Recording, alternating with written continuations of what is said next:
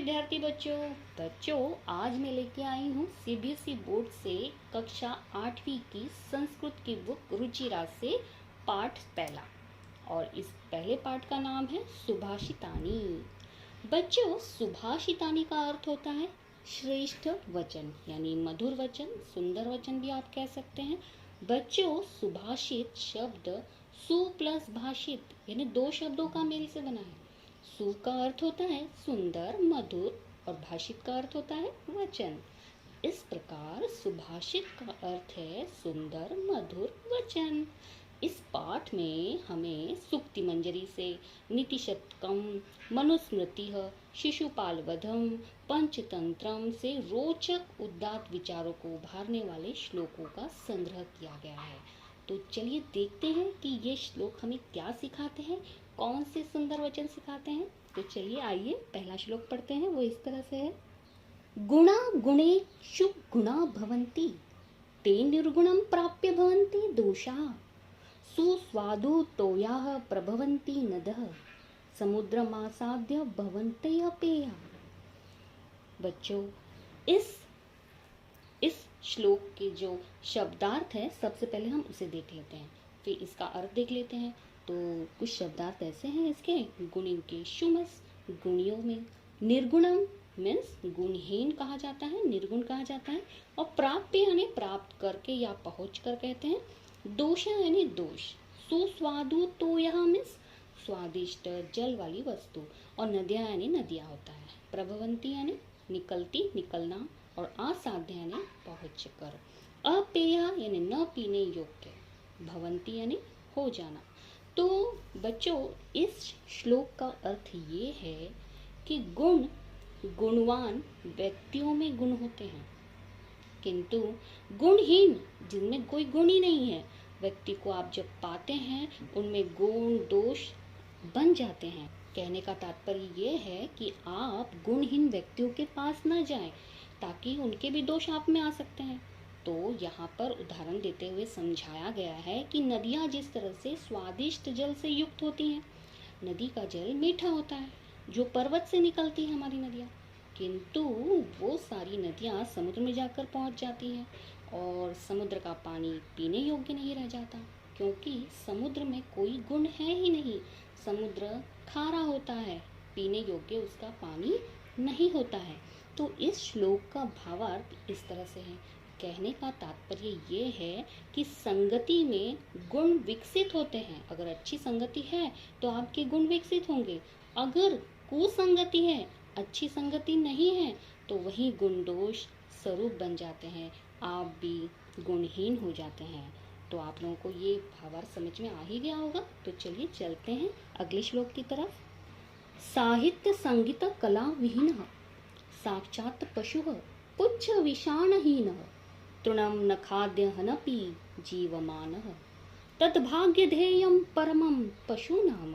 बच्चों, इस श्लोक के भावार्थ इस तरह से है, विहीनः मीन्स रहित, किसी भी चीज के बगैर रहित, साक्षात मीन्स वास्तव में कह सकते हैं, पुच्छ विषाणहीन का मतलब होता है पूंछ तथा सींग से रहित, और तृणम मीन्स घास, और खाते हुए भी कह सकते हैं उसे, खादनपि को खाते हुए, और जीवमान मीन्स जीवित रहना, और भाग्यदेयम मीन्स भाग्य, और परमम मीन्स बड़ा यानी परम ऐसे कह सकते हैं।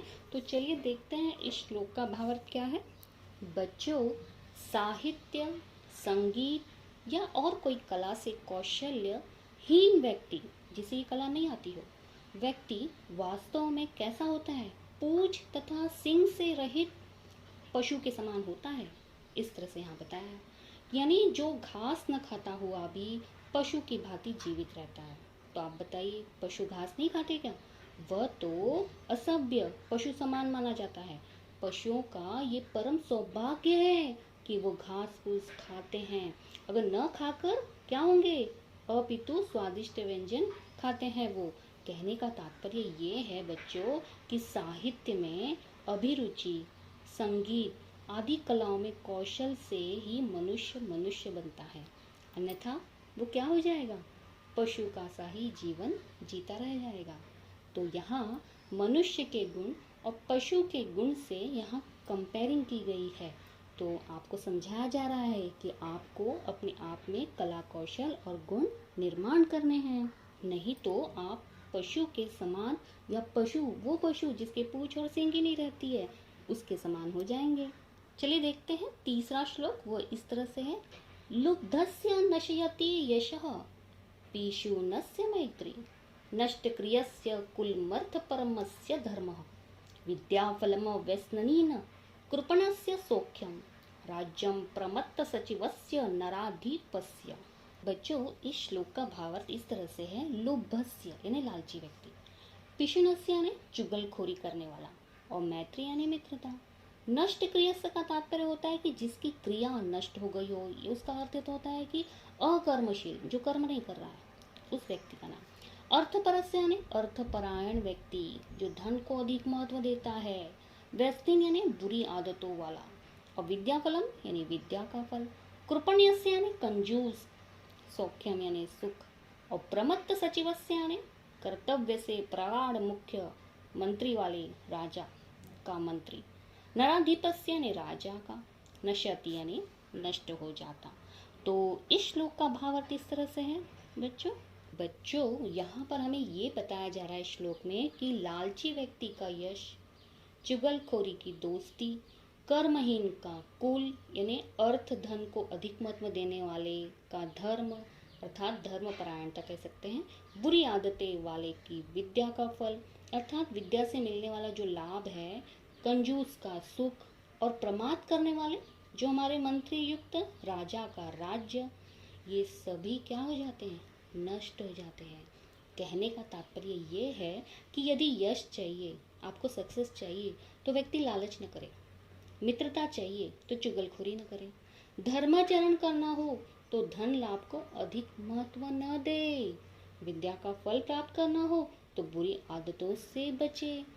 जीवन में सुख चाहिए तो कंजूस न हो, और सत्ता को बनाए रखना हो तो मंत्री कैसा होना चाहिए, कर्तव्य के प्रति लापरवाह न हो। तो बच्चों, आप लोगों को मेरी वीडियो अच्छी लग रही है तो सब्सक्राइब तो ज़रूर करिए और अपने दोस्तों में इसे ज़रूर शेयर करिए, और हाँ, कमेंट करके ज़रूर बताइएगा अगर मुझसे कोई गलती हो गई हो तो मैं उसमें सुधार जरूर करूँगी। तो चलिए चलते हैं अपना दूसरे श्लोक की तरफ। वो इस तरह से है। पितृत्वा रसम तो कटुकम मधुरम समानम माधुर्यमेव जनम एन मधुमक्षिकासो संतस्तथेव समसज्जन दुर्जनानाम श्रुत्वा वचः मधुर सुक्त रसम सृजन्ति। बच्चों, इस श्लोक के भावार्थ इस तरह से है कि मधुमक्षिका यानी अपनी मधुमक्खी, असो यानी यह, कंटुक यानी कड़वा, पित्वा यानी पीकर, और माधुर्य यानी मिठास, जनयेत यानी उत्पन्न करती, संतस्त थेव यानी इसका अर्थ होता है सज्जन, और वचः यानी वचन को, श्रुत्वा यानी सुनना, और सृजन्ति यानी सृजन करना यानी रचना करना, मधुर सुक्त रसम यानी मधुर सुक्ति के रसों को, मधुर श्लोकों को कह सकते हैं। तो बच्चों, इस श्लोक का भावार्थ इस तरह से है कि कहना चाहते हैं कि जिस प्रकार ये मधुमक्खी मीठे अथवा कड़वे रस को एक समान पीकर हमेशा क्या करती है, मिठास ही उत्पन्न करती है, उसी प्रकार यहाँ पे एग्जाम्पल देते हुए बता रहे हैं कि संत लोग सज्जन व दुर्जन लोगों की बात एक समान सुनकर सुक्ति रूप यानी रस का सृजन करते हैं, हमेशा हमें अच्छा ही ज्ञान देते हैं। और एक बात और कि संत लोग सज्जन और दुर्जन में भेदभाव न करते हुए दोनों की बात सुनकर अच्छी ही बातें कहते हैं। इसलिए यहाँ पर जिस प्रकार मधुमक्खी मीठा अथवा कड़वा दोनों रस एक समान पीती भी तो भी हमें क्या देती है, मधु का ही निर्माण करती है, और हमें वो मीठा देती है, मीठा ही मधु देती है। तो चलिए देखते हैं अगला श्लोक। विहाय पौरुषं यो हि देवमेवावलंबते प्रसाद सिंहवतः तस्य मूर्धनम तिष्ठन्ति वायसः। बच्चों, इस श्लोक के भावार्थ इस तरह से है। विहाय का अर्थ होता है छोड़कर, और पौरुषम यानी मेहनत, यह यानी यो यानी होता है जो, और ही यानी निश्चय से, देवम यानी होता है भाग्य को, एव यानी ही, अवलंबते यानी सहारा लेना, और प्रसाद सिंहवत यानी महल के द्वार पर बने सिंह की तरह, तस्य यानी उसके, मूर्धन्य यानी सिर पर, तिष्ठन्ति यानी बैठते हैं, और वायस का अर्थ होता है कौवा अपना, तो चलिए देखते हैं इस श्लोक का भावार्थ इस तरह से है। बच्चों, यहाँ पर कहा गया है कि जो व्यक्ति निश्चय से पुरुषार्थ छोड़कर भाग्य का ही सहारा लेता है, महल के द्वार पर बनी हुई जो नकली सिंह की शेर की तरह उनके सिर पर कौवे बैठते हैं, जैसे हमारे राजा के महल में जो दरवाजे होते हैं बड़े बड़े द्वार पर, और सिंह की जो मूर्तियां होती है उस पर कौवे बैठते हैं, और कौवे अपने भाग्य पर निर्भर होते हैं। यहाँ पर ये बताने की कोशिश की है कि व्यक्ति को कभी भी अपने भाग्य पर निर्भर नहीं होना चाहिए, बल्कि सदैव अपना पुरुषार्थ करते रहना चाहिए। भाग्य पर भरोसा करने वाला ऐसा व्यक्ति सदैव दिखावा ही करता है। तो बच्चों चलिए चलते हैं अगले श्लोक की तरफ। वो इस तरह से है। पुष्प पत्र फल छाया मूल वल्लकल दारुबिय धन्या महिरुहा एशाम विमुखा यान्ति नार्थिनम। इस श्लोक के भावार्थ इस तरह से है। वल्लकल यानी पेड़ की छाल, दारुभी यानी लकड़ियों द्वारा, महिरुहा यानी वृक्ष, और मूल यानी जड़, पत्र यानी पत्ते, धनिया यानी धन्य है, और ईशान यानी जिनके, जिनसे ऐसे कह सकते हैं। विमुखा यानी विमुख, मुंह मोड़ने वाला, न यानी नहीं, यान्ति यानी होना, और अर्थिन यानी मांगने वाले। बच्चों, यहाँ पर वृक्ष के बारे में बात की गई है। तो इस श्लोक का भावार्थ इस तरह से है। कहा जाता है कि फूल, पत्ते, फल, छाया, जड़, छाल, ये जो भी चीजें हैं और लकड़ियों से कारण ही वृक्ष हमारे क्या हैं, धन्य होते हैं, जिनसे मांगने वाले कभी भी विमुख यानी निराश वापस नहीं जाते हैं। कुछ तो उन्हें पेड़ से मिल ही जाता है। तो कहने का तात्पर्य ये है कि वृक्ष सदैव परोपकारी होते हैं। वे अपने शरीर के अंगों से सदैव लोगों की भलाई करते रहते हैं।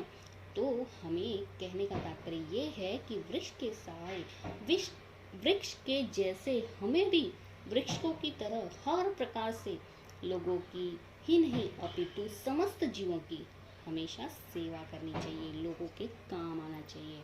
तो चलिए देखते हैं अगला श्लोक। वो इस तरह से है। चिंतन्या ही विपदाम आदावेव प्रतिक्रिया न कुंभखननम युक्तम प्रदीप्ते वहिनाम गृहे।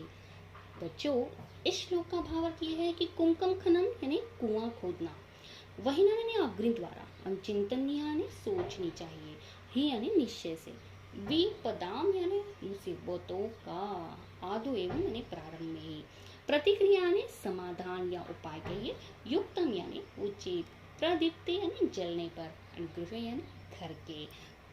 बच्चों, इस श्लोक में बहुत अच्छी बात की गई है, आप सभी लोग ध्यान रखें।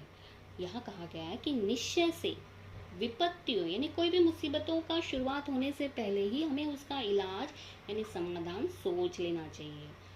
आग से घर के जलने पर कुआं खोदना उचित नहीं होता है।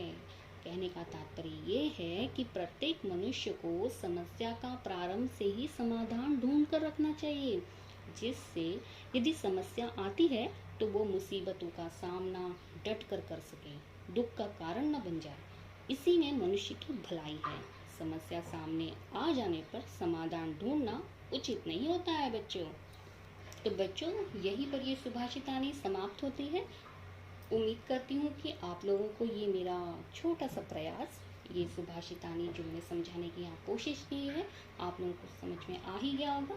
मेरी वीडियो अगर अच्छी लगी होगी तो कमेंट ज़रूर करिएगा, और मुझसे कोई गलती हो गई होगी तो कमेंट करके ज़रूर बताइएगा। मैं अगली वीडियो में उसे सुधारने की कोशिश करूँगी। तो चलिए फिर मिलते हैं ऐसी ही नई वीडियो को लेके आने के लिए। तब तक के लिए धन्यवाद।